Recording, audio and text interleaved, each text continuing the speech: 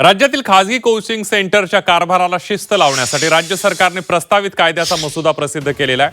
महाराष्ट्र खासगी कोचिंग केंद्र अधिनियम 2026 या मसुद्यानुसार कोचिंगचे वर्ग दिवसाला जास्तीत जास्त 5 तास घेता येणार आहे. तसंच एक कोचिंग सेंटरमध्ये 13 वर्षांखालील मुलांना प्रवेश देता येणार नाहीये.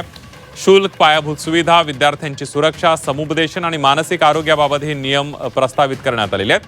शालेय शिक्षण आणि क्रीडा विभागानं हा मसुदा प्रसिद्ध केलाय. त्यावर नागरिकांकडून हरकती आणि सूचना मागवण्यात आलेल्या आहेत. प्रस्तावित कायद्यानुसार खासगी कोचिंग सेंटरची नोंदणी करणं बंधनकारक असणार आहे. कोचिंग सेंटरच्या प्रत्येक शाखेसाठी स्वतंत्र नोंदणी आवश्यक असणार आहे. त्याचबरोबर विद्यार्थ्यांना गुण किंवा क्रमांकाची हमी देणं, दिशाभूल करणारी आश्वासनं देणं यावर बंदी असेल.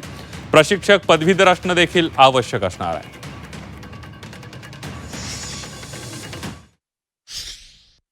नीटची एक्झामिनेशन फुटते.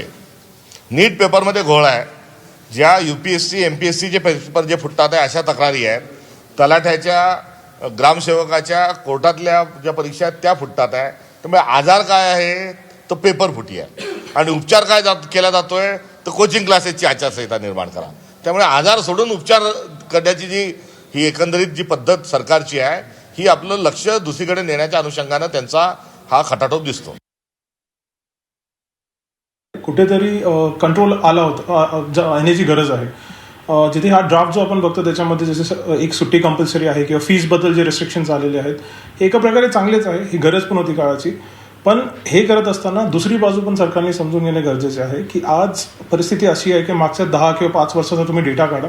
त्याच्यामध्ये किती मुलं असे तुम्हाला भेटणार की त्यांनी फक्त कॉलेजेसमधून क्लिअर करून की अभ्यास फक्त कॉलेजेसचा अभ्यास करून JEE किंवा नीट किंवा NDA किंवा IME CET मर्चंट नेव्हीसारखे एक्झाम्स क्लिअर केले असतील तर हा नंबर खूप कमी आहे किंवा नाही जे बरोबर आहे. तर मुलांना कुठेतरी क्लासेसची मदत घ्यावीच लागते. त्याच्यात ह्या दोन्ही गोष्टी जिथे टीचर्सची क्वालिटी इम्प्रूव्ह करणं गरजेचं आहे गव्हर्नमेंट स्कूल्स, कॉलेजेसमध्ये आणि स्कूल्समध्ये, प्लस दुसऱ्या ठिकाणी जे कोचिंग सेंटर्स आहेत त्यांना पण कुठेतरी कंट्रोल करणं गरजेचं आहे. महाराष्ट्र राज्य शिकवणी अधिनियम 2026 आणल्याबद्दल, त्याचा मसुदा आणल्याबद्दल सर्वप्रथम महाराष्ट्र सरकारचे खूप खूप धन्यवाद. आमची अनेक वर्षापासून मागणी होती की असा कायदा असायला हवा.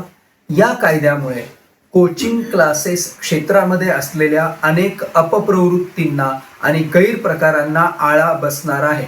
त्यामुळे ह्या मसुद्यातील बहुतांश गोष्टी आम्हाला मान्य आहेत, त्याचं आम्ही स्वागत करतो. परंतु 2-4 मुद्दे जे आहे त्याच्यावरती नक्की सरकारने परत विचार करावा.